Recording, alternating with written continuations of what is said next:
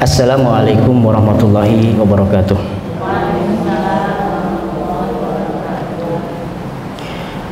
Alhamdulillahirabbil alamin. Wassalatu wassalamu ala asrofil anbiya'i wal mursalin nabiyina Muhammadin wa ala alihi wa ashabihi ajmain. Rabbi shrah li sadri wa yassir li amri wahlul 'uqdatam min lisani yafqahu qawli. Allahumma la ilma lana illa ma 'allamtana innaka antal alimul hakim. Allahumma la sahla illa ma ja'altahu sahla wa anta taj'alul hazana idza syi'ta sahla. Allahumma 'allimna ma yanfa'una wa zidna ilman yanfa'una.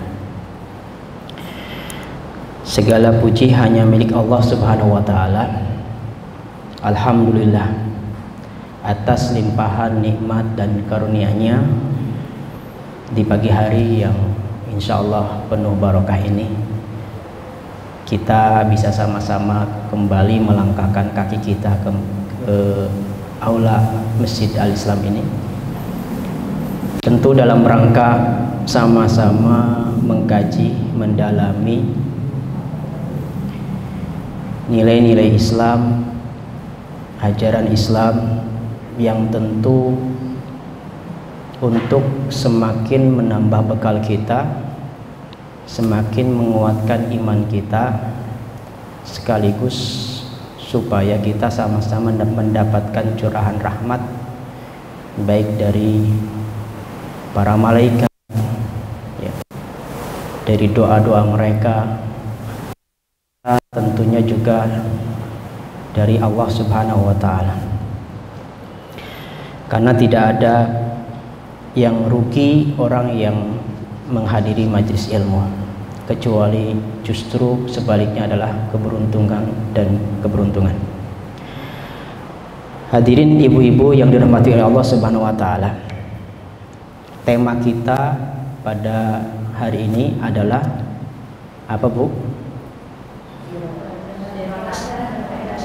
Iya, sirah sahabiyah. Sirah sahabiyah. Kita mengenal bahwa sirah itu adalah perjalanan hidup, artinya. Sahabiyah adalah para wanita yang hidup dan beriman kepada Nabi kita Muhammad SAW, yang hidup di zaman Rasulullah SAW, sekaligus beriman kepada baginda Nabi kita Muhammad SAW. Artinya mereka adalah sosok-sosok yang hidup di sekitar Rasulullah SAW, sosok-sosok yang tentu tak kalah istimewanya, ya, kalau kita bandingkan dengan sahabat-sahabat yang lainnya, karena mereka itu merupakan istri-istri dari para sahabat juga, dan tentu juga mereka lah orang-orang yang juga termasuk para pelopor dakwah Islam ini. Ibu-ibu yang dirahmati oleh Allah Subhanahu wa ta'ala, maka mengkaji sosok-sosok mereka ini sangat penting bagi kita. Mengkaji biografi mereka itu sangat penting, ya. Kenapa penting? Karena setidaknya dari mereka lah kita bisa mengenal lebih dalam tentang kehidupan Rasulullah SAW. Dari mereka lah kita bisa lebih tahu mana-mana saja sahabat-sahabat ataupun sahabiah yang memang dicintai oleh Rasulullah SAW. Tentu mereka semua dicintai oleh Allah dan Rasulullah. Tetapi bagaimana sih kecintaan Nabi Muhammad SAW kepada masing-masing sosok-sosok sahabat ataupun sahabiah itu? Dari situ juga tidak ada istilah bosan ketika kita mengkaji sosok sahabat-sahabat atau sahabiah, sosok-sosok yang istimewa, ya. Kalau misalnya ada yang mengatakan, Ustaz, saya bosan kalau kita mengkaji sirah terus. Dari kecil saya sudah belajar sirah, dari SD sudah diajarin tentang sirah, SMP demikian juga, SMA juga demikian, ya. Bahkan sampai kuliah pun ada pelajaran sirah. Bahkan setelah lulus dari kuliah ataupun bahkan sekarang sudah menjadi ibu rumah tangga pun kok masih saja berkutat untuk mengkaji sejarah Nabi, ya. Maka ini adalah sebuah ungkapan yang tidak tepat, ya, sebuah ungkapan yang salah. Kenapa demikian? Karena ketika kita membaca biografi, sejarah kehidupan Nabi Muhammad SAW dan orang-orang yang membersamai beliau, itu semakin kita kaji, semakin banyak faedah yang bisa kita ambil. Semakin kita baca, semakin menguatkan keimanan.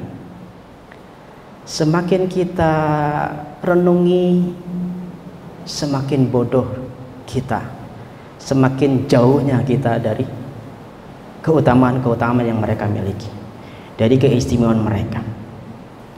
Sehingga tidak ada istilah membosankan. Yang membosankan itu adalah karena hati kita yang kotor, karena jiwa kita yang kotor, yang rusak, yang sehingga membuat kita sulit untuk menerima kebaikan.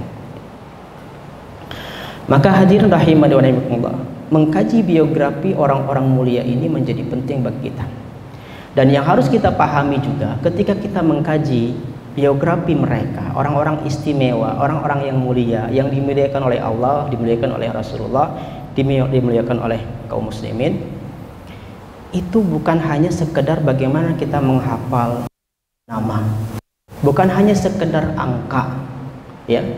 Angka itu berkaitan dengan kapan mereka lahir, tanggal berapa mereka lahir, ya, kapan mereka wafat, berapa jumlah putranya, berapa jumlah putrinya, ya kan? Di tahun berapa mereka masuk Islam. Ini hanya angka, bukan sekedar angka yang kita harus pelajari. Angka itu penting. Kalaupun kita bisa menghafalnya itu penting, tidak ada salahnya, bahkan itu bagus, bahkan itu mulia. Tetapi kalau cuma sekedar itu, maka itu hanya sifatnya konsumsi otak semata. Yang harus kita dalami di samping itu, yang harus kita kaji juga selain itu adalah bagaimana kita mengambil berbagai pelajaran, hikmah, inspirasi, kehidupan dari kehidupan mereka. Yang semua pelajaran nilai-nilai kebaikan itu bisa kita terapkan dalam kehidupan kita, ya. Maka benar ketika Allah Subhanahu wa taala mengatakan di dalam ayatnya, laqad kana lakum fi rasulillahi uswatun hasanah. Sungguh telah ada dalam pribadi Rasulullah SAW itu suri toladan yang baik. Maknanya apa?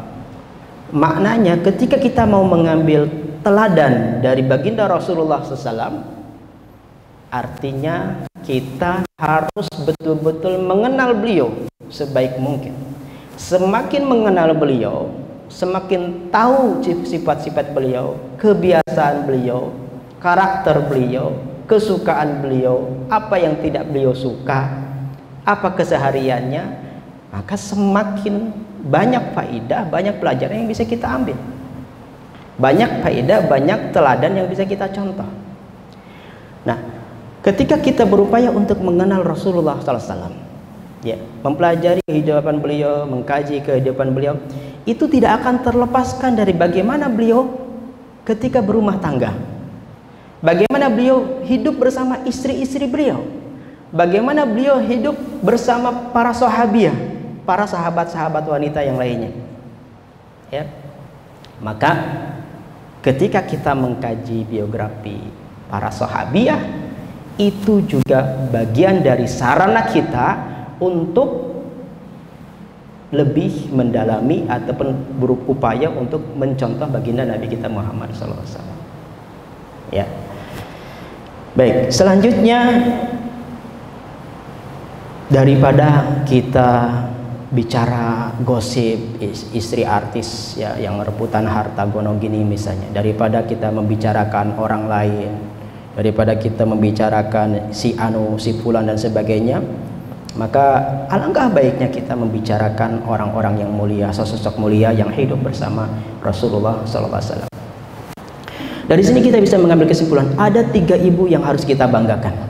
Ada 3 ibu yang minimal bisa saya banggakan. Ibu yang pertama adalah Ibunda Khadijah radhiyallahu anha. Kelihatan tidak, Bu? Kelihatan ya? Kadang soalnya putus gitu, mati. Ada 3 ibu yang kita banggakan. Yang pertama Ibunda Khadijah radhiyallahu anha. Bagaimana tidak bangga? Kita memiliki sosok ibu yang menjadi panutan kita semua, yang menjadi pendamping manusia terbaik, yaitu Rasulullah SAW, yang menjadi pelopor dakwah Islam. Itulah Sayyidah Khadijah radhiyallahu anha. Ya. Kemudian yang kedua tentang ibu kita sendiri, ibu kandung kita sendiri.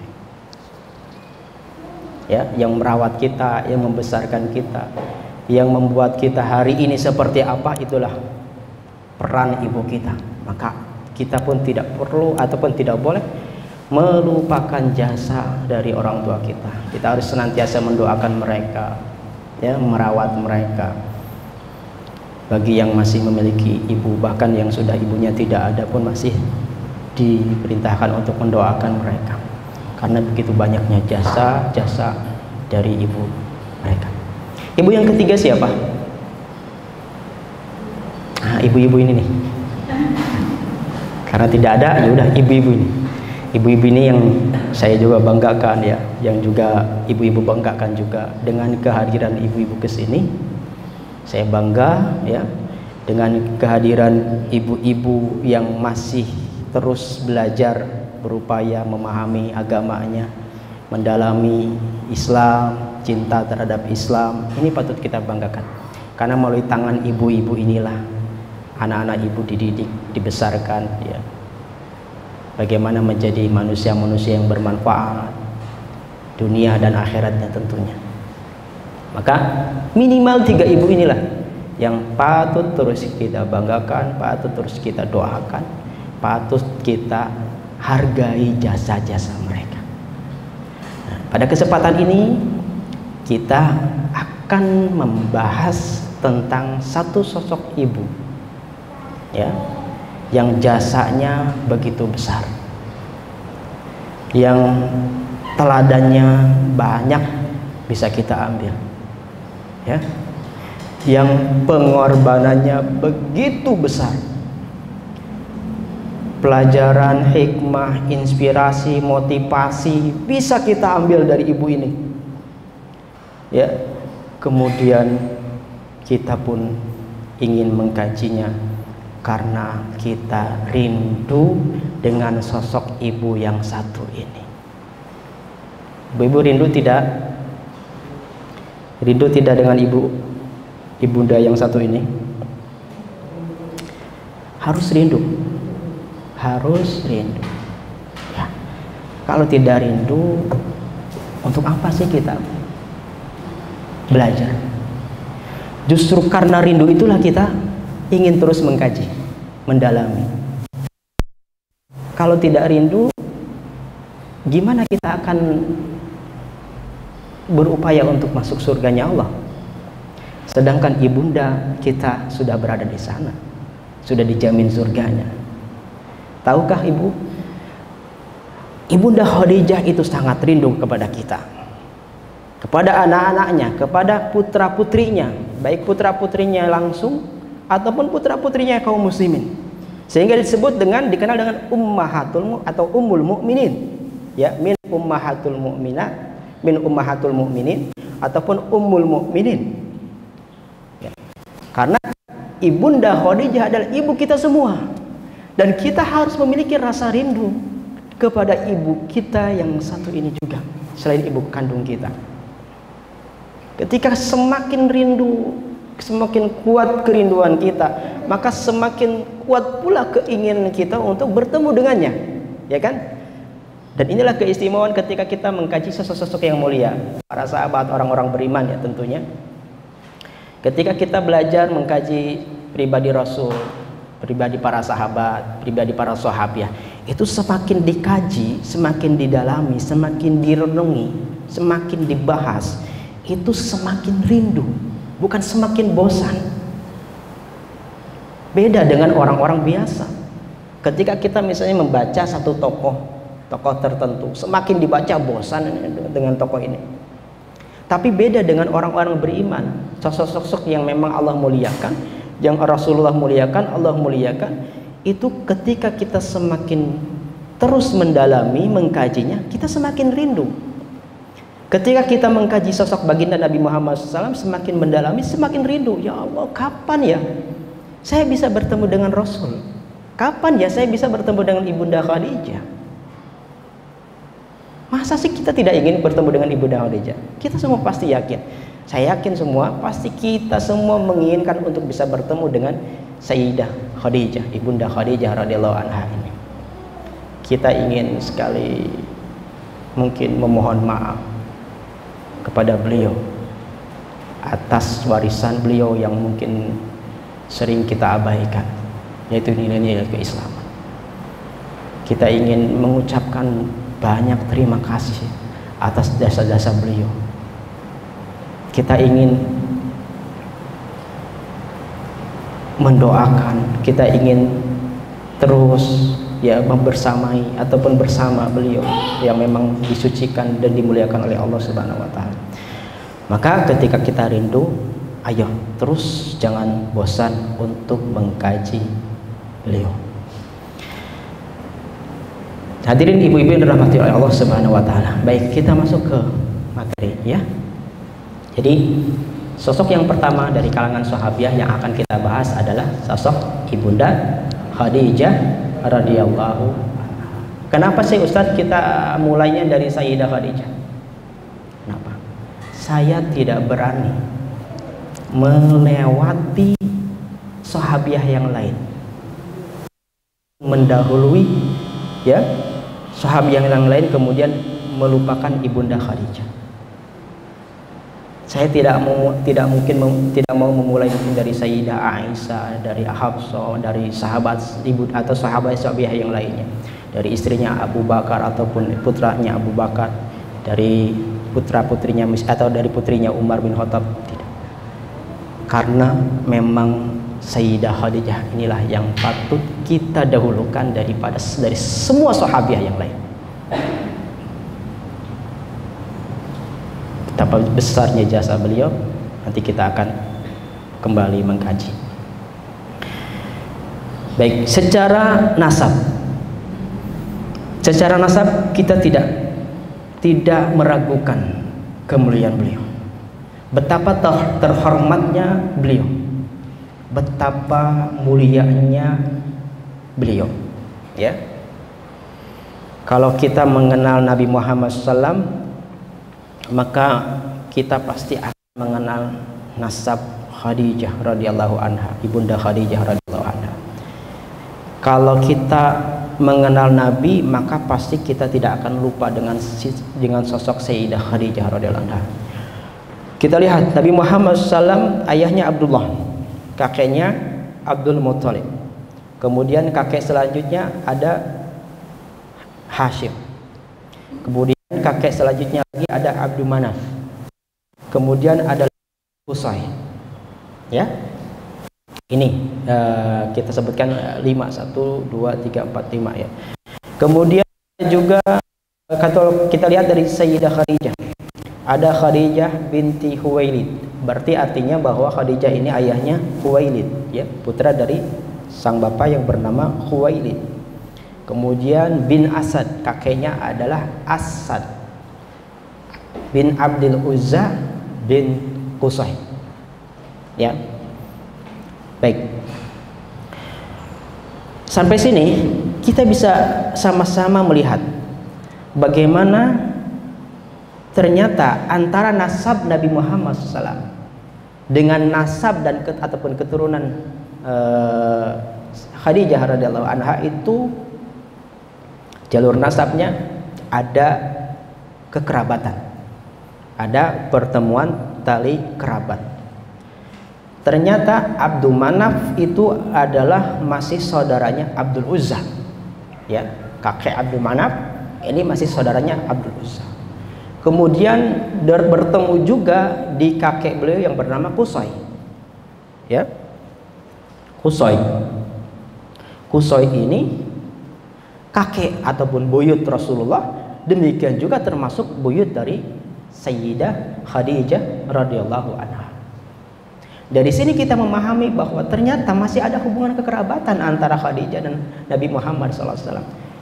Dengan demikian nasabnya terhormat jelas, keturunannya terhormat jelas, karena Nabi Muhammad SAW secara nasab itu mulia, secara nasab itu terhormat, otomatis Sayyidah Khadijah juga akan terhormat. Nabi Muhammad SAW itu dari kabilah Quraisy, sebuah kabilah yang terhormat di masa itu, ya. Dan juga ternyata Khadijah juga otomatis termasuk dari kabilah Quraisy yang juga terhormat, ya. Sehingga tidak perlu diragukan lagi kemuliaan dua sosok ini, sama-sama mulia dari segi keturunan, dari segi nasabnya. Walaupun nanti mungkin ada sedikit perbedaan, ya. Nah, ini sebagai rincian lebih detailnya, lebih jelasnya. Ya, Qusay itu dari yang paling atas itu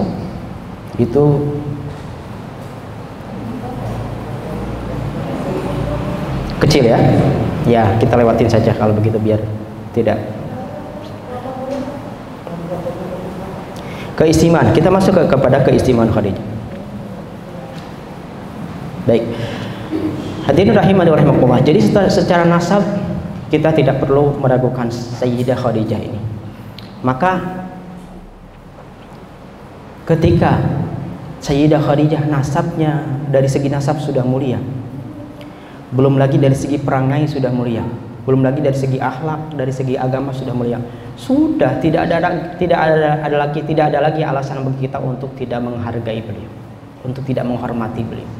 Wajib bagi kita untuk menghargai beliau, memuliakan beliau, mencintai beliau, ya, karena beliau ini adalah sosok yang sangat dicintai dan dihormati serta dimuliakan oleh Allah Subhanahu wa taala.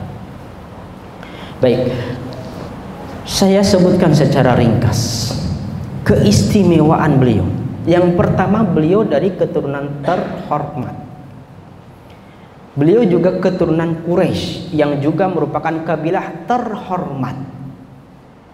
Dan juga beliau bertemu dengan datuk Nabi yang kelima, yaitu yang bernama Qusay tadi, sehingga otomatis menjadi keluarga yang terhormat pula, ya.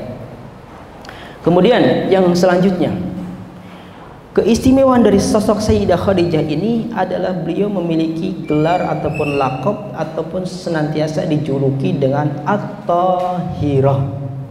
At-Tahirah. At-Tahirah artinya suci. Dan juga tak kalah pentingnya juga beliau dikenal dengan Afifah. Afifah itu adalah sosok yang senantiasa menjaga diri, menjaga kehormatannya. Baik, kita bicara tentang At-Tahirah. Kenapa sih beliau ini disebut sebagai sosok yang At-Tahirah, suci? Saya yakin ibu-ibu mungkin sudah banyak yang tahu juga, tetapi tidak apa-apa saya ulang, ya. At-Tahirah, beliau dikenal sebagai At-Tahirah, sering dijuluki sebagai At-Tahirah karena beliau itu memang betul-betul menjaga kesuciannya.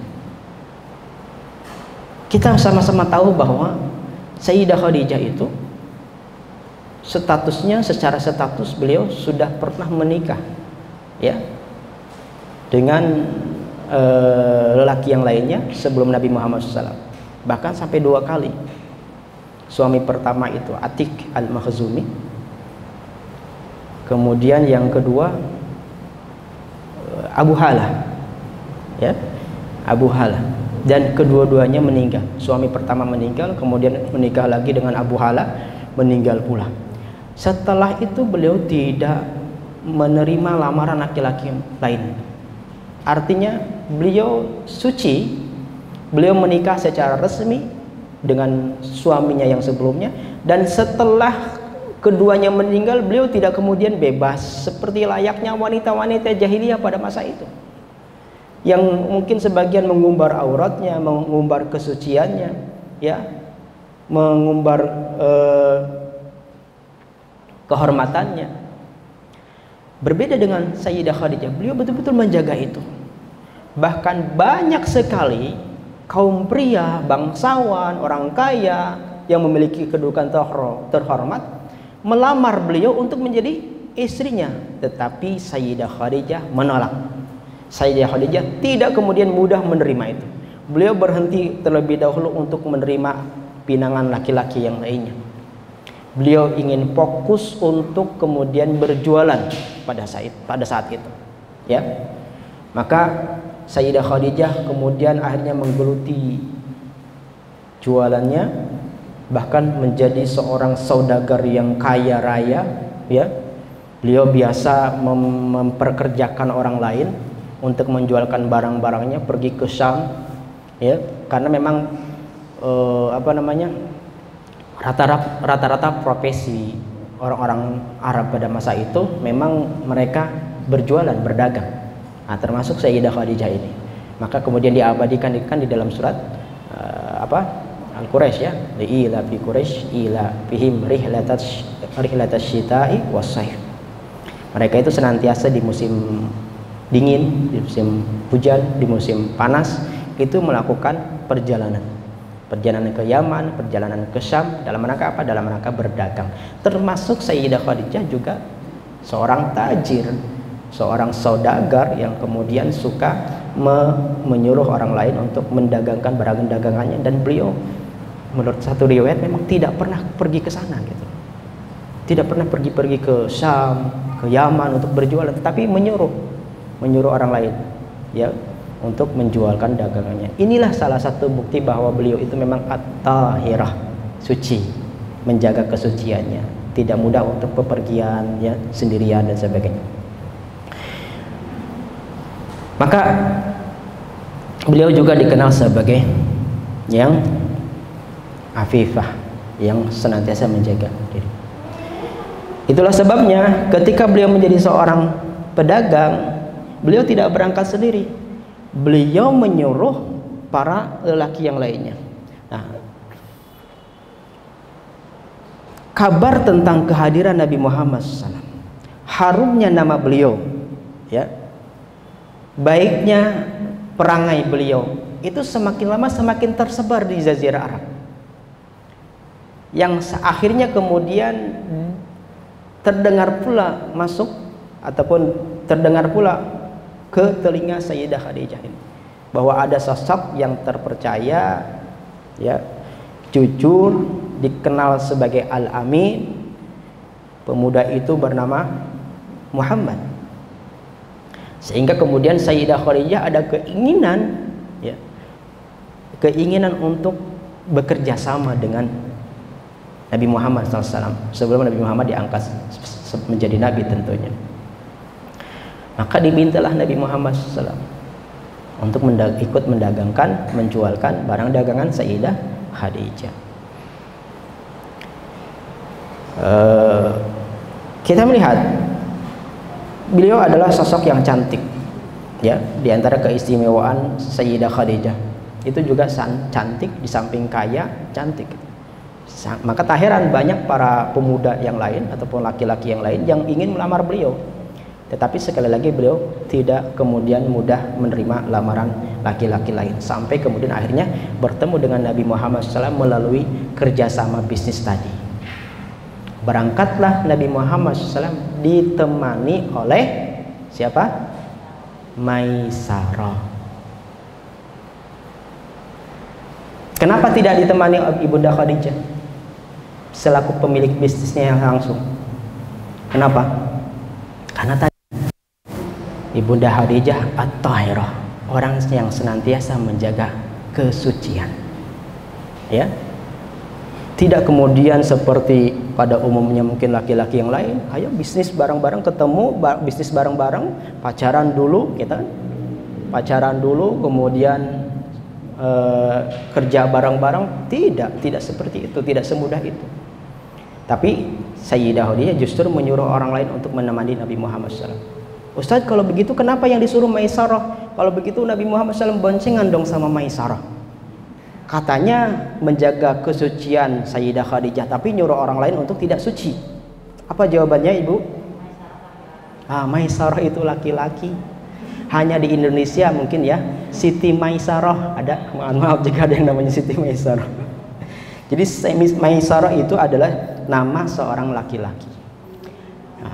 Banyak mungkin di antara kita masih menganggap bahwa Maisarah itu perempuan, sehingga banyak bertanya-tanya, Ustaz, kok Nabi Muhammad ketika muda berduaan berangkat ke Sam untuk jualan gitu kan? Dia tidak memahami itu, bahwa ternyata Maisarah itu laki-laki juga. Ada di kalangan Arab itu nama yang sepertinya layaknya itu untuk perempuan tetapi digunakan untuk laki-laki, ya. Seperti contohnya Hindun. Hind itu sebagian orang Arab itu menggunakan untuk anak laki-laki, sebagian yang lain juga untuk anak perempuan.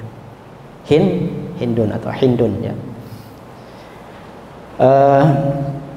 Baik, maka berangkatlah Nabi Muhammad SAW ditemani dengan Maisarah, dan ternyata ketika berjualan dengan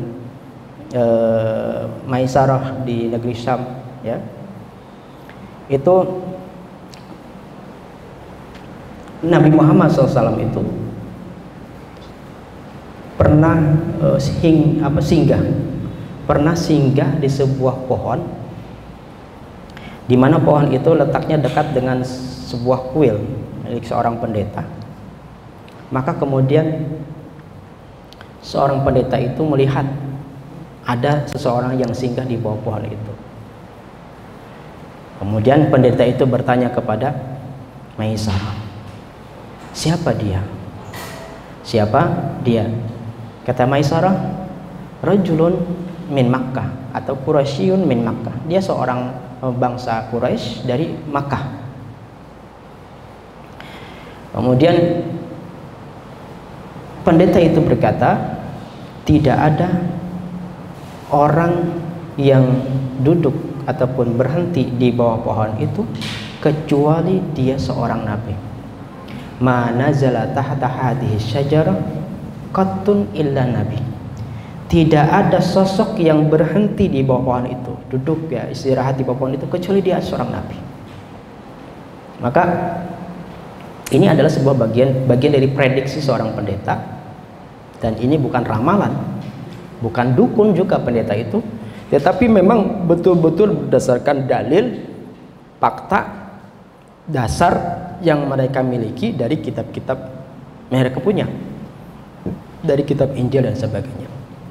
Terlebih ketika ternyata hal itu dibuktikan oleh Maisarah bahwa perkataan Nabi itu betul-betul bagus, mulia, jujur, baik, sehingga jualannya pun laris manis, ludes habis, ludes dan menghasilkan untung yang berlipat-lipat. Tidak seperti kita, barangnya habis, untungnya nggak ada. Sering kan kita, ini kok barangnya udah habis tapi kok untungnya nggak ada nih, kemana ya? Ini tidak. Nabi Muhammad SAW ketika menjualkan barang dagangan milik Sayyidah Khadijah itu ludes habis dan untungnya berkali-kali lipat dari biasanya. Dan inilah salah satu sarana Sayyidah Khadijah ingin lebih mengenal Nabi Muhammad SAW, yaitu dengan menguji dengan 3 hal. Sehingga dari sinilah kita bisa tahu bahwa ternyata di balik kemuliaan Sayyidah Khadijah, di balik keistimewaan nasab beliau, ya, julukan beliau yang mulia, kecantikan paras beliau dan kaya rayanya, juga beliau itu dikenal sebagai sosok yang cerdas, ya, cerdas, brilian. Salah satu kecerdasannya adalah ingin mengenal lebih dalam tentang sosok Nabi Muhammad SAW, tentang sosok Muhammad ini. Benar gak sih dia itu orang jujur seperti yang disebarkan di Jazirah Arab, gitu kan? Benar gak sih dia itu memang sosok yang mulia, yang sering disebut-sebut oleh para pemuda Arab yang lainnya itu? Maka beliau Sayyidah Khadijah mengujinya dengan 3 hal, ya. Yang pertama, beliau mengujinya dengan safar, ya. dan dengan yang kedua dengan muamalah. Safar dan muamalah. Nah, nanti sebelum masuk itu kita akan bahas bahwa di samping itu juga beliau memiliki keistimewaan al-anat. Al-anat itu tenang, damai, ya, tidak gerusak-gerusu, tidak gampang marah, tidak gampang emosi, tidak gampang panik. Beliau dikenal sebagai al-anat, orangnya yang tenang. Itu baginda itu sosok Sayyidah Khadijah radhiyallahu anha. Kita ambil contoh dari kecerdasan beliau. Ada satu kisah di masa Umar bin Khattab radhiyallahu anhu. Ya.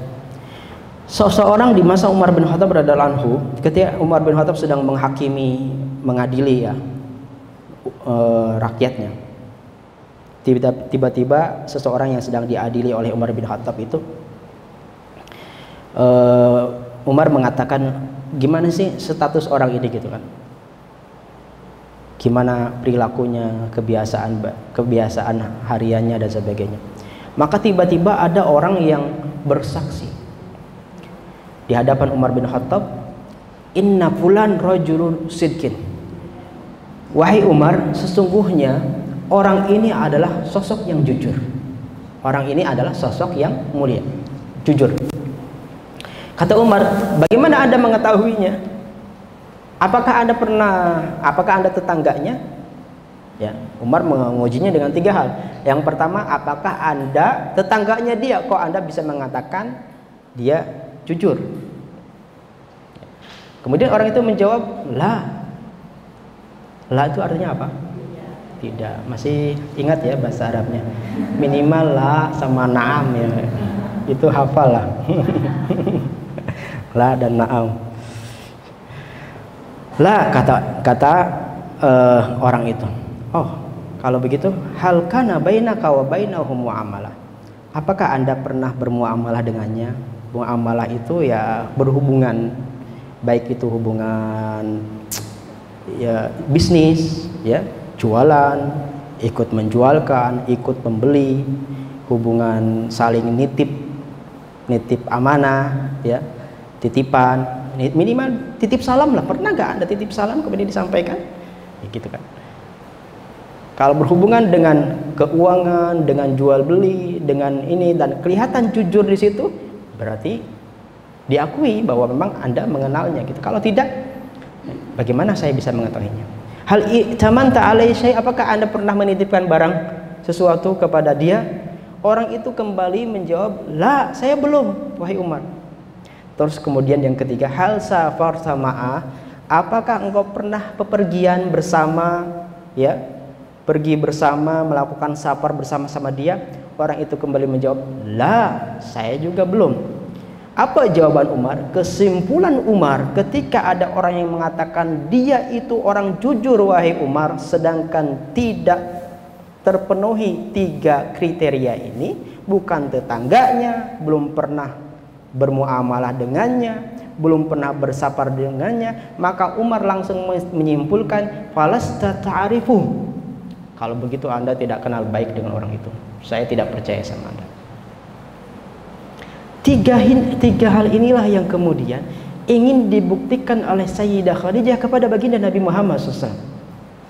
Maka baik Sayyidah Khadijah menguji Nabi Muhammad SAW dengan minimal 2 hal ini. Kalau tetangganya mungkin jauh, ya, tetapi 2 hal ini. Yang pertama dengan ikut menjualkan barang-barang dagangannya. Jujur gak betul. Dan yang dititipkan itu bukan barang-barang biasa. Kalau kepada pemuda-pemuda yang lain yang dititipkan mungkin barang-barang yang biasa. Ini barang yang paling berharga dititipkan kepada Nabi Muhammad SAW. Dan ternyata habis, ya, untung besar. Nabi Muhammad SAW betul-betul amanah. Kemudian dari yang kedua, safar.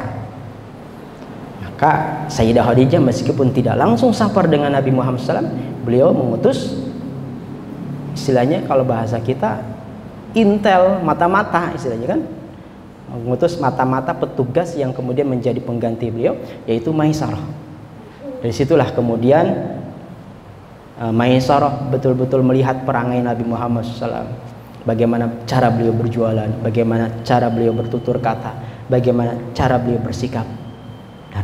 Sehingga terbuktilah apa yang diinginkan oleh Sayyidah Khadijah bahwa ternyata memang Nabi Muhammad SAW itu adalah sosok yang mulia. Semakin tahu tentang pribadi Nabi Muhammad SAW, semakin ingin lebih dekat lagi dengan Nabi Muhammad SAW. Bahkan kemudian akhirnya tumbuhlah benih-benih cinta ingin menjadi istri dari baginda Nabi Muhammad SAW. Sedangkan Nabi Muhammad SAW tidak ada pikiran ingin meminang Sayyidah Khadijah, tidak ada. Kenapa? Nabi Muhammad SAW tahu diri. Beliau ini sosok yang biasa saja dari segi ekonomi, ya. Kemudian Sayyidah Khadijah kan tuannya. Masa ibaratnya apa? Budak mencintai tuannya gitu kan? Tahu diri. Tetapi ketika Ibunda Khadijah kemudian menyampaikan apa yang menjadi keinginannya melalui saudaranya ataupun budaknya yang bernama Nafisah, kemudian disampaikan kepada Nabi Muhammad SAW bahwa Sayyidah Khadijah ingin dijadikan istri beliau, maka Nabi Muhammad pun menyambut apa yang menjadi keinginan Ibunda Khadijah tersebut. Nabi Muhammad pun menerima, ya. Jadi yang memulai melamar itu Ibunda Khadijah. Dari sini kita bisa mengambil pelajaran bahwa tidak ada salahnya seorang perempuan itu melamar laki-laki. Ya, kalau kita betul-betul ataupun kalau ibu misalnya punya putrinya itu ingin meminang seseorang laki-laki yang jelas agamanya, akhlaknya mulia, kemudian ingin meminangnya, maka tidak masalah. Walaupun secara tidak langsung. Kalau langsung mungkin kayaknya gimana gitu ya katanya. Dan jarang perempuan itu kemudian memulai melamar gitu kan. Bisa melalui yang lain. Artinya kedua-duanya dibolehkan. Boleh yang laki-lakinya dulu, boleh perempuan dulu, tetapi tentu dengan perantara orang lain. Apa yang dilakukan oleh Sayyidah Khadijah menjadi bukti bahwa beliaulah yang kemudian memulai menginginkan untuk menjadi pendamping Rasulullah Sallallahu Alaihi Wasallam. Baik, ibu-ibu yang dirahmati oleh Allah Subhanahu Wa Taala, maka safar ataupun perjalanan itu menjadi bukti kuat, semakin meyakinkan dan memantapkan hati Ibunda Khadijah tentang pribadi Nabi Muhammad.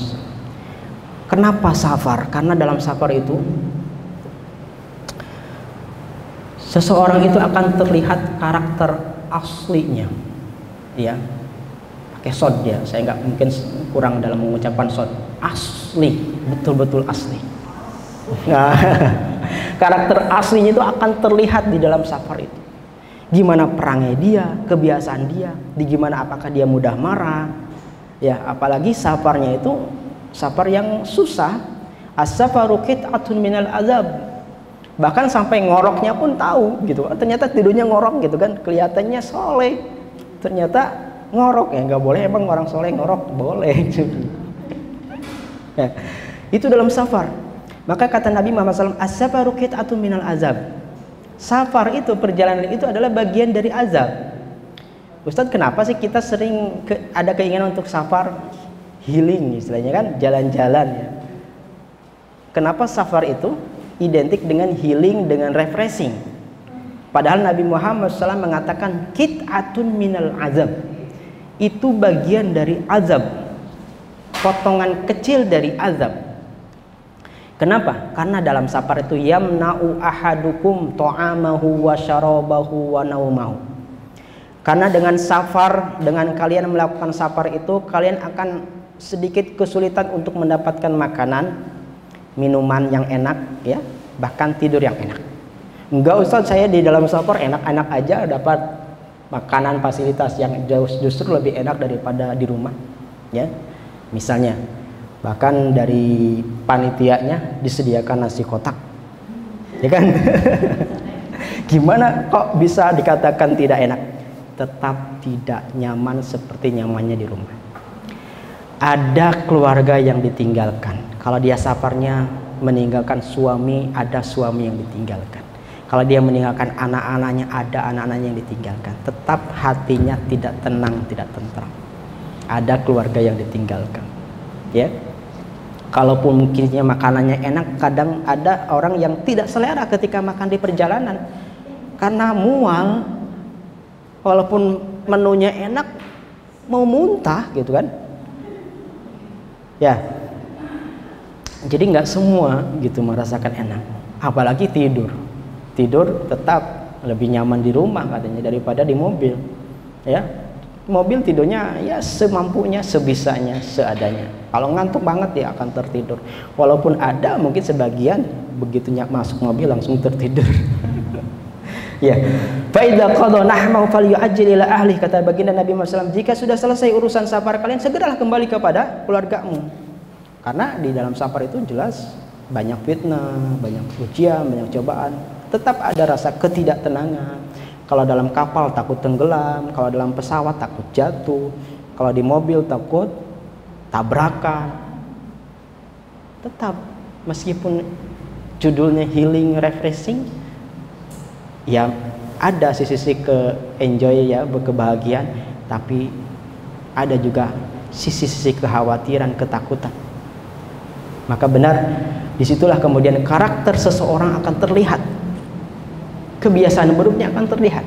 Dan inilah kemudian yang ingin dibuktikan oleh Ibunda Sayyidah Khadijah dengan menyuruh Nabi Muhammad SAW untuk bersafar dari kota Mekah ke kota Syam. Kota Mekah itu kan dari kota Mekah ke Syam itu jarak yang tidak dekat, jauh sekali. Ya, dari Mekah ke Madinah aja sekitar 450 km sampai 500 km. Dari sini ibaratnya ke Solo, Mekah Madinah jauh kan, apalagi ke Syam yang lebih jauh lagi. Baik, setelah terbukti kejujuran baginda Nabi Muhammad SAW, perangainya, perilakunya yang baik, maka akhirnya menikahlah, ya, dua hamba yang mulia ini. Baginda Nabi Muhammad SAW hamba yang mulia, suci. Ana sayyidu waladi Adam yaumal qiyamah wala fahr. Kata baginda Nabi SAW, saya adalah tuannya keturunan Nabi Adam pada hari kiamat nanti. Kemudian Sayyidah Khadijah khairun nisa'il alamin, Khadijah binti Khuwailid. Khadijah juga adalah sosok yang mulia karena beliau adalah salah satu wanita yang mulia di semesta alam ini.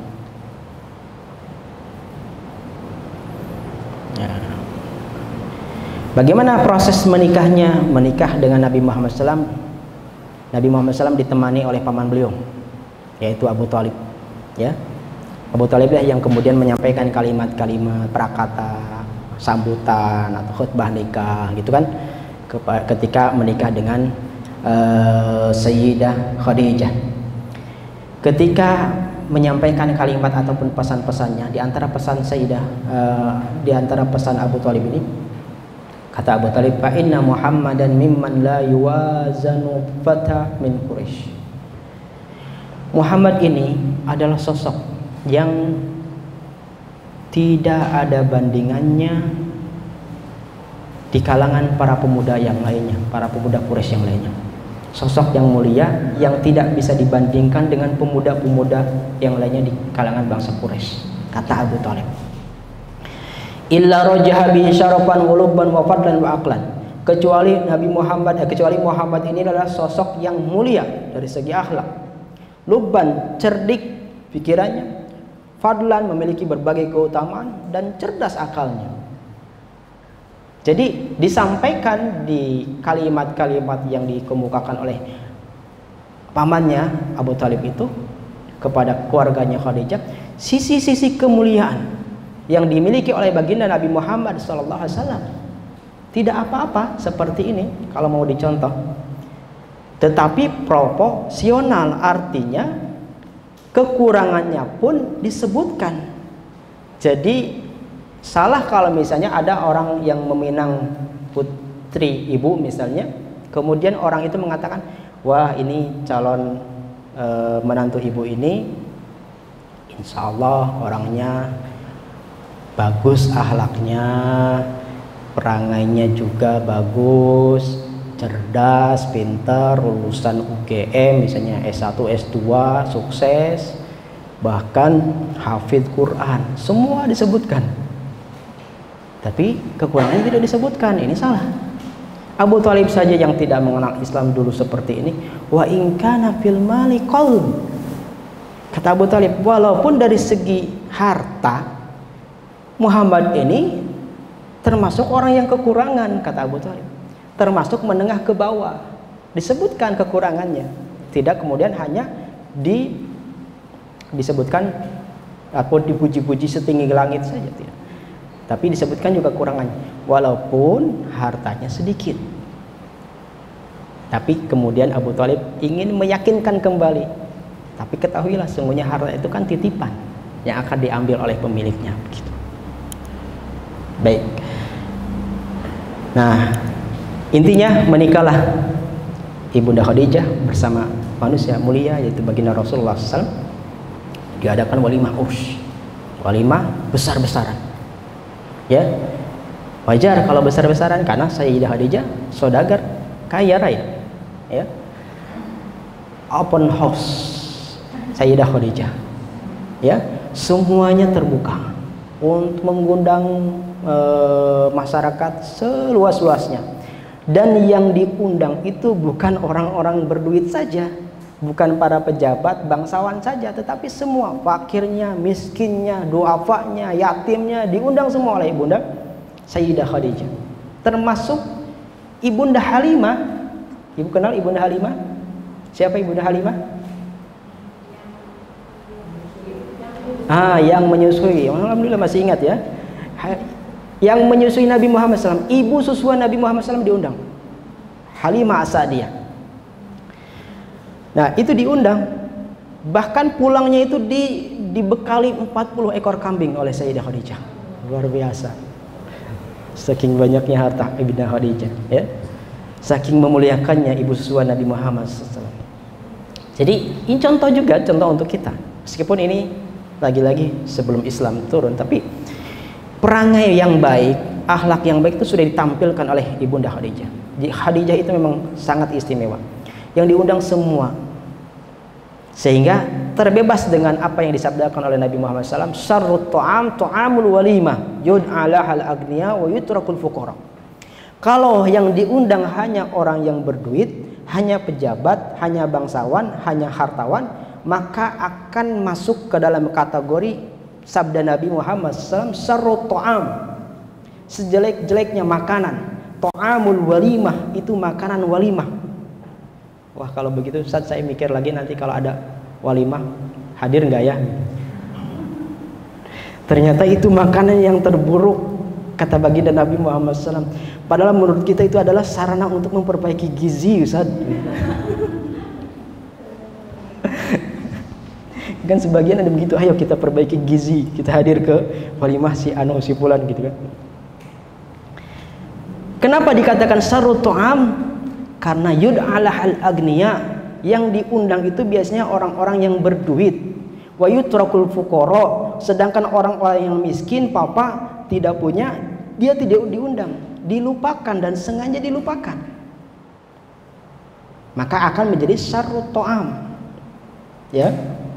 Berbeda kemudian ketika yang diundang itu adalah semuanya. Ya.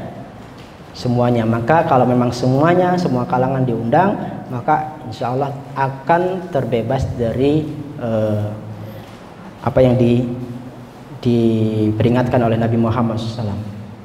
Ya, ya gimana nggak mengundang mereka, Ustadz? Kalau kita mengundang orang-orang fakir, doa apa nanti nggak balik modal dong, Ustadz. Nah, siapa suruh walimahan besar-besaran? Siapa suruh walimah yang mewah-mewah? Ketika kita memaksakan diri untuk mengadakan walimah semewah mungkin walaupun harus berhutang ke sana kemari, maka itulah yang menjadi sarana kita untuk keinginan supaya balik modal. Gimana nih caranya?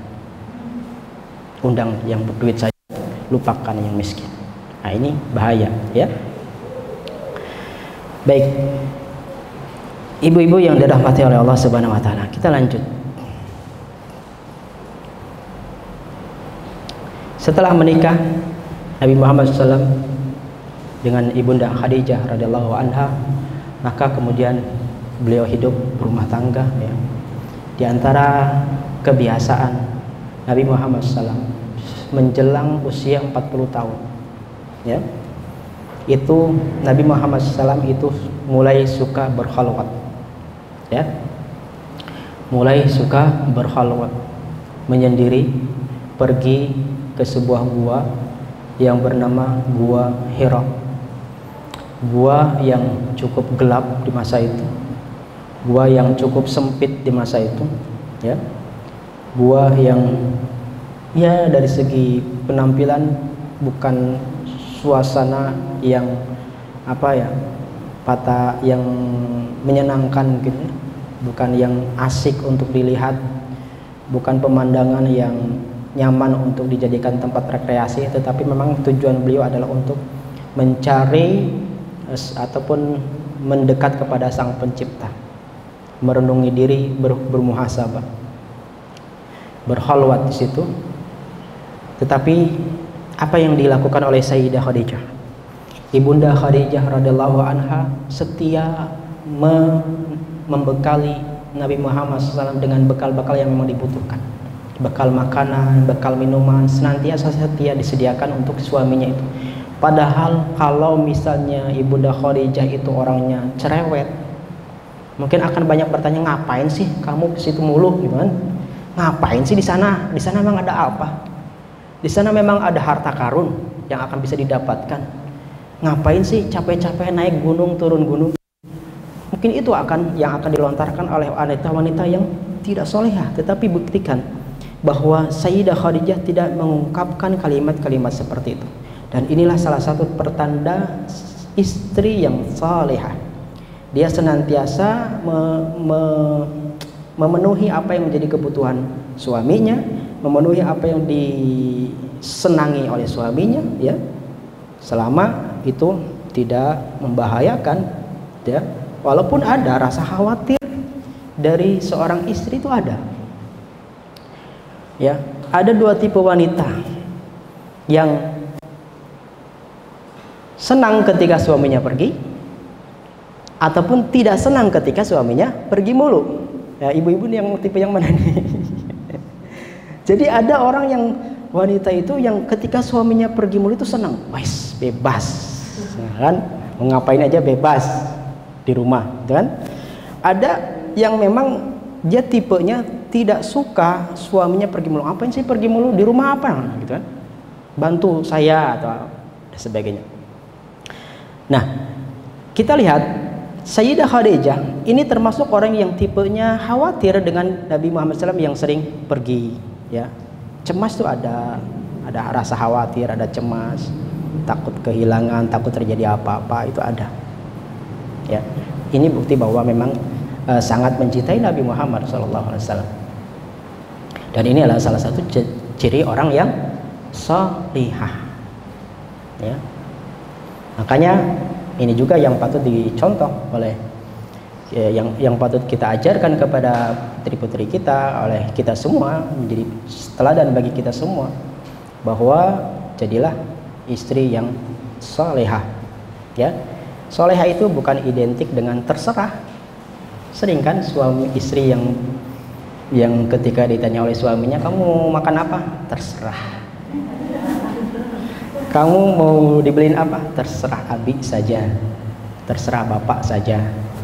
Mau masak apa hari ini? Mau dibelikan bahan apa? Terserah. Itu seperti seakan-akan solehah. Artinya itu terserah Abi saja. Baik, kalau memang hatinya seperti itu, betul-betul seperti itu, kita akui.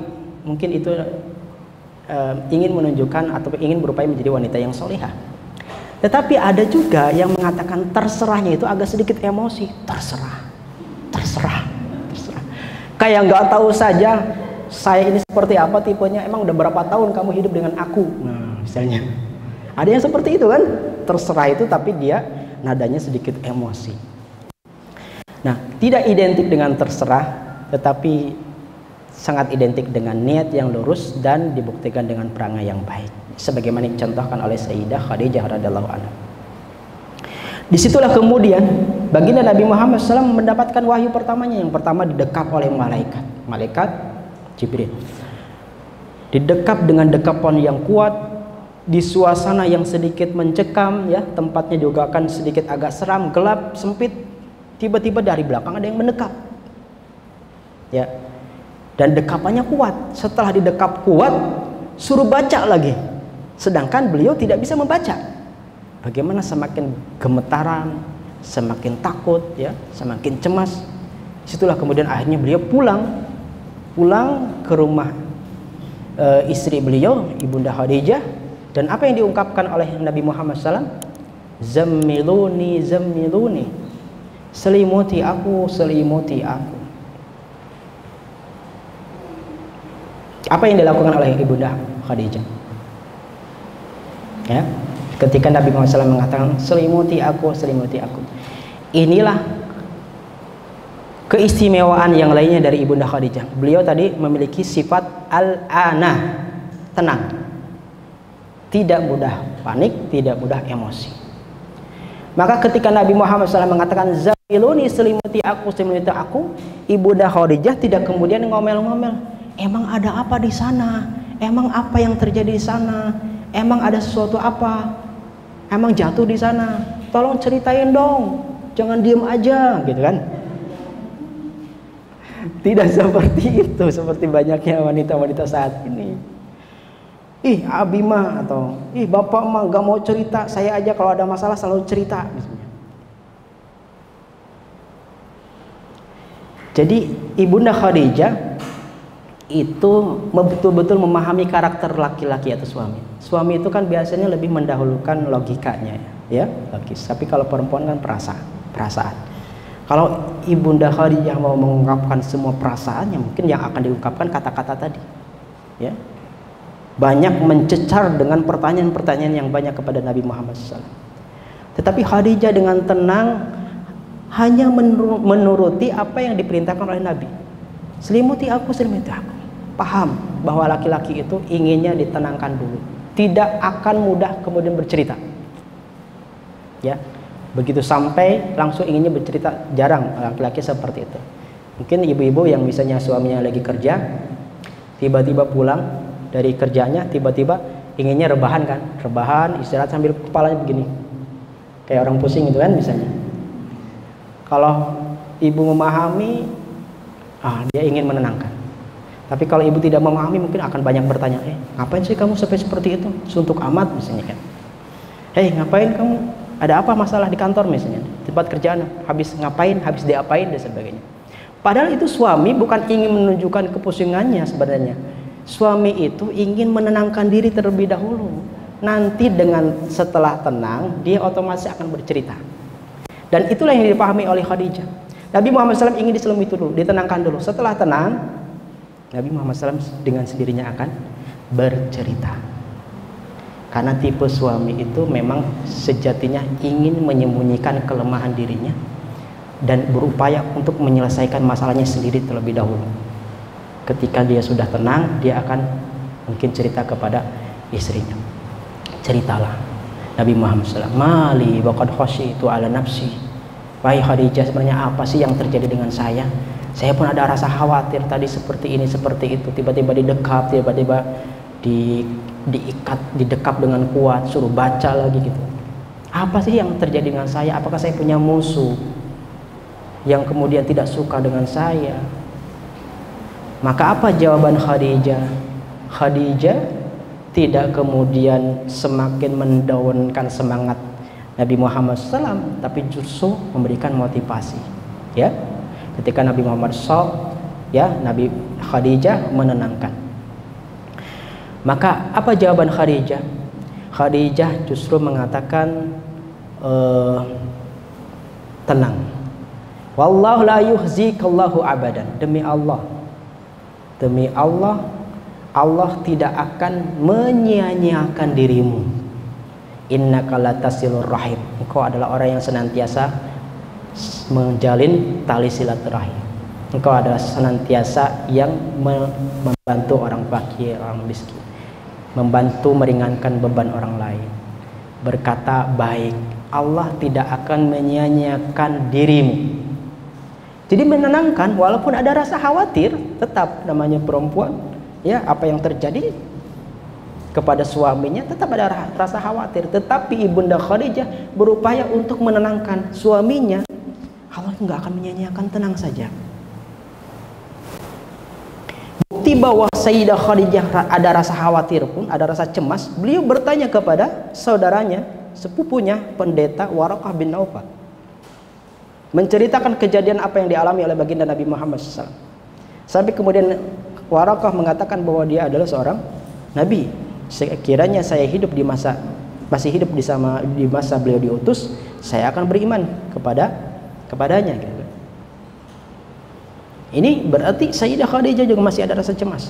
Tapi Sayyidah Khadijah berupaya semampunya untuk menenangkan Nabi Muhammad SAW. Itulah yang kemudian kita kenal dengan sifat al-anah, sosok yang tenang dan menenangkan. Ya. Nah, di sini pelajarannya adalah antara suami dan istri harus saling memahami. Harus saling memahami. Memahami masing-masing memiliki sifat yang berbeda, karakter yang berbeda, ya kan? Kalau ada suami mungkin, ini ada suaminya tuh, satu orang lah, nggak apa-apa ya. Misalnya ketika istrinya lagi curhat, gitu kan? Istrinya lagi curhat, suaminya malah main HP sendiri, sibuk dengan HP.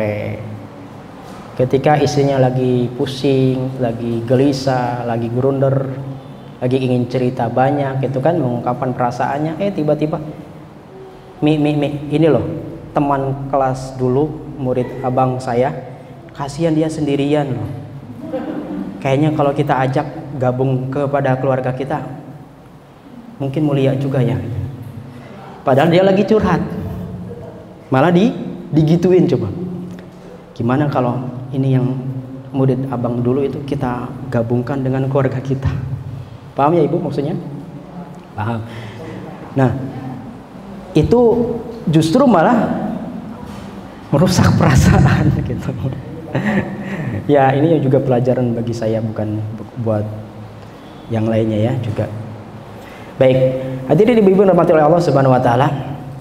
Jadi inilah yang kita lihat bagaimana sosok Sayyidah Khadijah.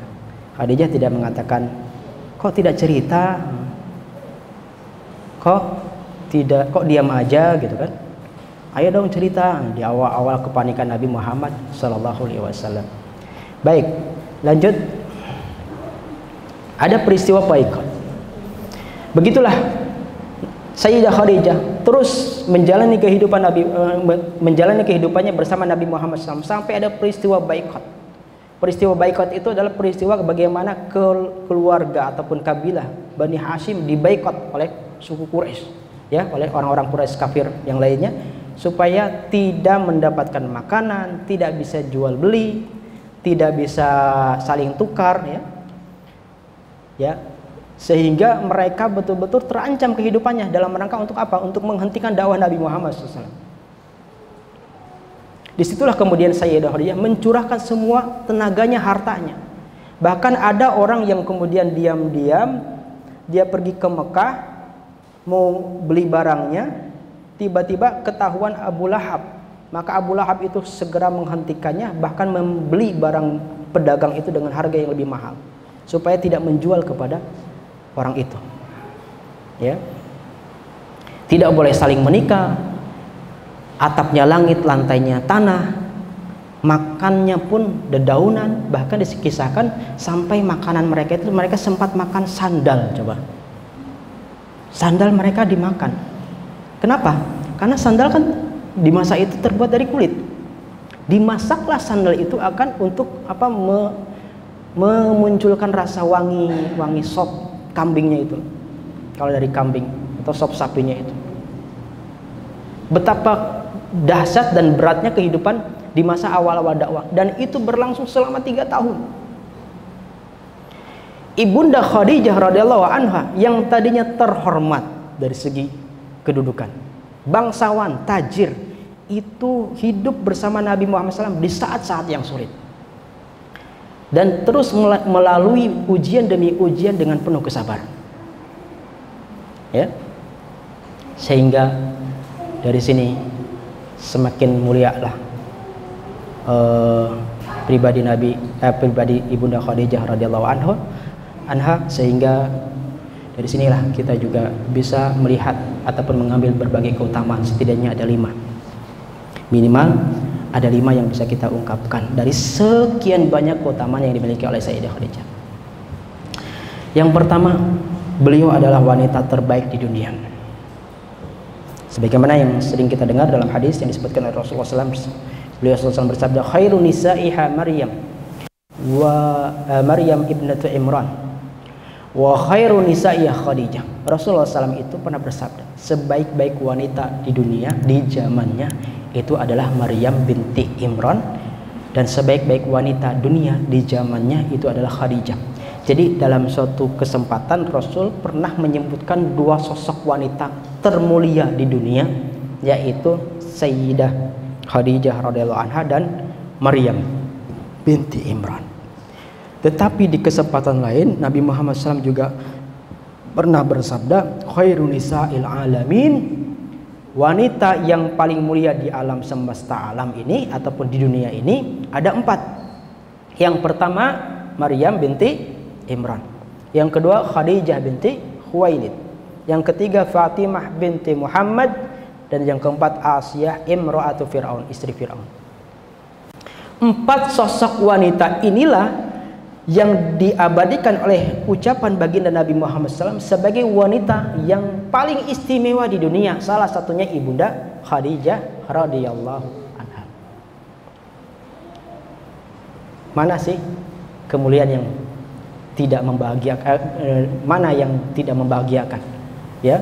Kemuliaan apa yang bisa melebihi dari pujian dari Nabi Muhammad SAW, ya, sebagai wanita terbaik?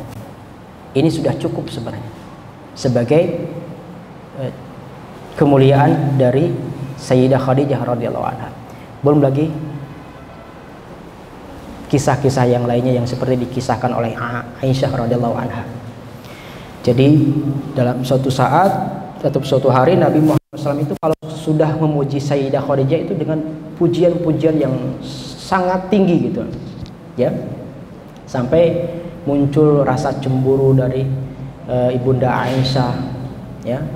Kemudian Ibunda Aisyah sampai mengatakan, terlalu sering kau menyebut-nyebutnya, ia seorang wanita yang sudah tua kan Allah telah menggantikannya buatmu dengan wanita yang lebih baik darinya, yaitu aku, gitu kan. Adalah ego-ego Ibunda Aisyah itu keluar di situ. Apa jawaban Nabi Muhammad SAW? Ma'abdalani Allah azza wa jal khairum minha. Tidak ada yang bisa menggantikan posisi Khadijah dari wanita manapun. Dia adalah sosok yang beriman pertama kali ketika semua manusia kufur kepadaku. Dia adalah orang yang pertama kali membenarkanku, percaya kepadaku ketika semua orang lain mendustakanku. Dia adalah orang yang pertama kali mendukung dengan hartanya ketika semua harta tertutup untukku. Dan yang keempat, dia adalah orang yang telah dikaruniai rizki oleh Allah berupa anak-anak, di mana semua wanita, istri-istri yang lainnya Nabi Muhammad SAW tidak melahirkan anak-anaknya. Baik, yang ketiga, sosok yang pertama kali beriman, ya, sosok yang pertama kali beriman. Jadi Ibunda Khadijah itu secara mutlak sepakat para ulama bahwa orang yang pertama kali beriman kepada Nabi Muhammad SAW di kalangan laki-laki maupun perempuan itu adalah Sayyidah Khadijah. Ya, kalau dari seluruh laki-laki maupun perempuan, yang pertama kali beriman adalah Sayyidah Khadijah. Jadi Sayyidah Khadijah itu adalah orang yang pertama kali percaya kepada Nabi, apa yang dibawa oleh Nabi, yang pertama kali mendapatkan ajaran syariat wudhu, yang pertama kali mendapatkan ajaran bagaimana sholat, walaupun waktu itu sholatnya masih sunnah. Intinya yang paling pertama kali beriman dengan apa yang dibawa oleh Nabi Muhammad SAW. Sehingga inilah sebuah kemuliaan tersendiri yang tidak semua orang mudah pada saat itu untuk beriman dengan apa yang dibawa oleh baginda Nabi Muhammad SAW. Ya. Dan keistimewaan pelopor pertama itu adalah mandala ala khairin falahu mislu ajri fa'ilih. Orang yang pertama kali menyeru kebaikan, dia akan mendapatkan pahala seperti pahala orang yang mengerjakannya, orang yang mengajaknya, orang yang mengerjakannya. Jadi ketika Ibunda Khadijah masuk Islam, kemudian ikut berdakwah mengajak orang lain untuk beriman, maka semua pahala para pengikutnya itu mengalir kepada Ibunda Khadijah. Hari ini ibu-ibu, kita semua belajar di sini, memahami Islam di sini, kemudian mengamalkan Islam di sini. Itu tidak terlepas dari peran Ibunda Khadijah radhiyallahu anha. Ya. Islam hadir ke rumah kita, masuk ke al-Islam, masuk ke rumah-rumah kita, itu tidak terlepas dari peran dan pengorbanan Khadijah radhiyallahu anha. Beliau adalah pelopor pertama. Maka jasa beliau itu begitu besar untuk kita. Jasa beliau itu harus kita hargai. Jangan sampai kita lupakan. Bagaimana dengan menghargainya? Semangatlah dalam menunaikan Islam.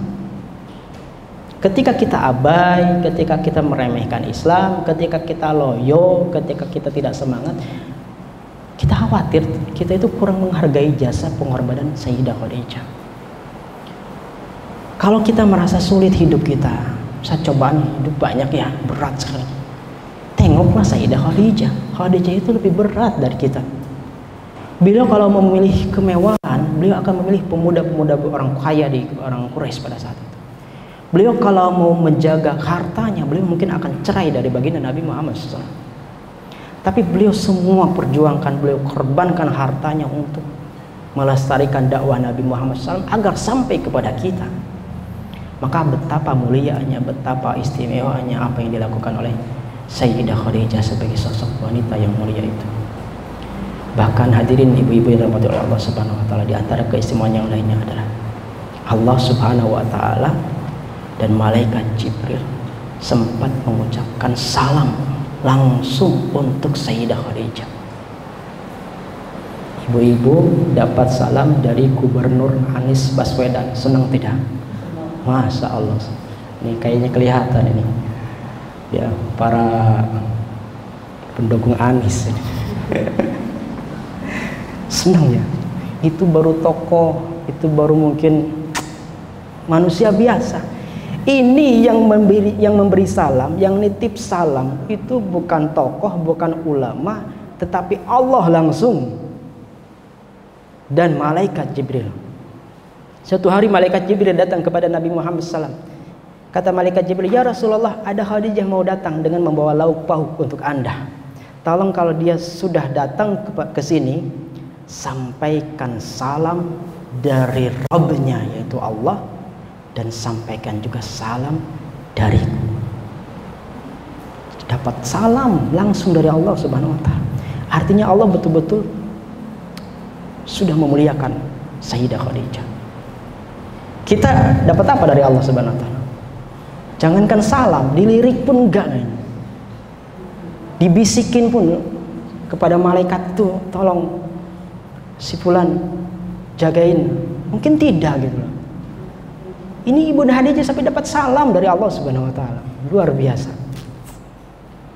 Maka kemudian kata malaikat Jibril, faqra alaiha salam, bacakan salam min rabbiha, dari Rabbnya, wa minni, dan dariku, wa basyirha bi baitin fil jannah min qasab la sahab fihi wala nasab, dan berilah kabar gembira kepadanya akan satu rumah yang terbuat dari istana yang dibangunkan oleh Allah untuknya. Jadi Allah sudah menyiapkan sebuah istana terbuat dari emas, artinya istana yang sangat megah, yang di dalamnya tidak ada lagi kebisingan dan keletihan. Tidak ada lagi bising-bising anak-anak kecil. Kenapa? Karena Sayyidah Khadijah telah lelah dan letih mengurus anak-anaknya dengan kebisingan sendirian. Nabi Muhammad SAW sibuk berdakwah, Sayyidah Khadijah membantu dakwah Nabi dengan hartanya dan mendidik putra-putrinya. Putra-putri Khadijah berapa? Ada berapa? 5 apa 6? 6. Satu siapa? Satu lupa, 2 lupa lagi, 3 lupa banget. Ya, Qasim. Terus Ibrahim, Abdullah, putra 3. Ya, Ibrahim itu bukan dari Khadijah tapi. Kemudian 4 wanita, jadi 7 totalnya. Wanitanya ada 4. Yang pertama siapa? Zainab, Ruqayyah, Ummu Kulsum, Fatimah. Ya. Jadi putra Nabi itu ada 7. 6-nya itu dari ibunda Khadijah radhiyallahu anha. 6 dari 7 itu dari ibunda Khadijah. Sedangkan Ibrahim dari Maryah, ibunda Maryah Qibtiyah. Nah, keletihan itu sudah dilalui oleh Sayyidah Khadijah. Kemudian kecapean dalam menjaga Islam, mendakwakan Islam di masa-masa sulit di Mekah itu sudah dilewati oleh Khadijah. Dan Khadijah itu mendapatkan surga yang begitu mahal karena Khadijah telah membayarnya dengan harta dan perjuangan serta pengorbanan yang mahal. Ya. Nah, kenapa Allah Subhanahu wa taala sampai kemudian memberikan hadiah emas? Rumah terbuat dari emas, istana yang terbuat dari emas. Kenapa? Karena ibunda Khadijah itu belum menikmati, belum merasakan hasil jerih payahnya. Hasil jerih payah diantaranya adalah karena ibunda Khadijah itu belum bisa merasakan hasil jerih payah dakwah Nabi Muhammad SAW bersamanya ketika Nabi Muhammad SAW sudah sukses berhasil di Madinah.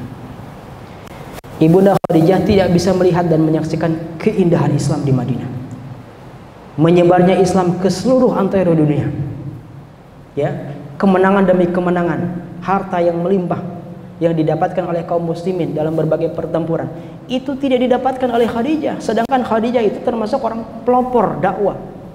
Khadijah belum menikmati hasilnya, dan ternyata Allah ingin menyempurnakan pahalanya di akhirat nanti, sehingga tidak diberikan bagian di surga karena Allah ingin menyempurnakan pahalanya di surga nanti. Tidak diberikan bagian di dunia karena ingin menyempurnakan pahalanya di surga nanti. Maka hadirin ibu-ibu yang dirahmati oleh Allah Subhanahu wa taala, mungkin ini hanya sekelumit ya dari apa yang bisa saya sampaikan berkaitan dengan berbagai keistimewaan dan kemuliaan yang dimiliki oleh salah satu sahabiah yang bernama Khadijah binti Khuwailid. Kita tentu sangat tahu diri, sadar diri bahwa ada banyak kemuliaan-kemuliaan yang lainnya yang dimiliki oleh beliau yang mungkin belum terungkap ya, dan masih banyak yang belum terungkap. Bisa jadi karena mungkin kejahilan saya pribadi ataupun karena terbatasnya waktu yang ada. Maka sekali lagi kita memohon maaf kepada Allah Subhanahu wa taala dan kepada Ibunda Khadijah jika dari apa yang saya sampaikan ya itu sebenarnya ada yang mungkin tidak pantas ataupun kurang pantas disampaikan karena mengurangi kemuliaan beliau misalnya, padahal kemuliaan beliau sangatlah banyak, kemuliaan beliau sangatlah berlimpah ya. Dan itulah kenapa kita mesti rindu kepada ibu kita Khadijah, ingin bertemu dengannya, ingin memohon maaf atas berbagai kekurangan yang kita lakukan ketika beliau sudah memperjuangkan mati-matian habis-habisan untuk kejayaan Islam, sedangkan kita belum bisa maksimal mengamalkan Islam ini. Kita hanya tinggal menikmati hasil aja, masih bermalas-malasan ya, masih banyak kekurangan. Padahal Ibunda Khadijah berkorban mati-matian. Sampai dikisahkan di antara penyebab beliau meninggal itu adalah karena beliau sakit. Sakit karena beratnya kehidupan. Sakit karena beratnya diboikot ya selama 3 tahun. Itulah yang kemudian menyebabkan beliau wafat. Wallahu a'lam bishawab. Mungkin hanya ini yang bisa saya sampaikan. Mohon maaf atas segala kekurangan dan kekhilafan. Ada yang mau ditanyakan atau ditutup? Ini waktunya sudah melewati batas nih, mohon maaf.